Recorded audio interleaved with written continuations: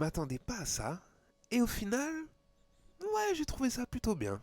Alors, j'ai pas encore vu la version de 1956 qu'il faudrait que je voie absolument. Mais j'étais bien content de voir celle-ci. Même si je ne suis pas un grand fan de Jean Dujardin. Je pensais pas que j'allais être autant touché par ce film. Probablement parce que je suis papa et que ça montre un père qui néglige un petit peu la relation avec sa fille, qui profite pas assez des instants présents. Et ça nous montre justement qu'il faut profiter, qu'il faut vivre ces instants, les savourer, parce que tout passe trop vite. Évidemment que c'est un beau film, évidemment que c'est bien fait, avec tous les effets spéciaux qu'il y a et tout, mais ce qui m'a le plus saisi, c'est la voix off de Jean Dujardin, c'est l'immersion que ça donne dans le film, la profondeur et aussi on sent tout le regret, la tristesse qu'il a de ne pas avoir pu profiter de tous ces moments avec sa femme et sa fille.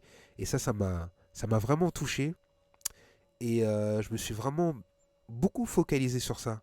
Parce que c'est très très profond. Je connaissais pas trop ce réalisateur. J'avais vu que deux de ses films. C'était 99 francs et Doberman. Et les deux m'avaient pas plu. C'était pas intéressant. Mais celui-là, voilà, je l'ai trouvé assez profond, assez beau. Surtout le fait de mélanger le côté effets spéciaux et relations humaines. Je trouvais que c'était plutôt bien réalisé. Donc, est-ce qu'il faut aller voir ce film? Honnêtement, oui. J'ai pas vu la première version. Il y en a certains qui m'ont dit qu'il fallait à tout prix que je la voie. Bon, je vais aller la voir, c'est sûr. Je vais pouvoir comparer les deux, mais celle-ci, je l'ai trouvée plutôt sympa, ouais.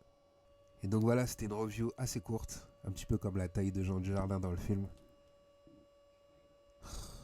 Comme je dis souvent, continuons de donner de la force au cinéma français, même si parfois c'est pas méga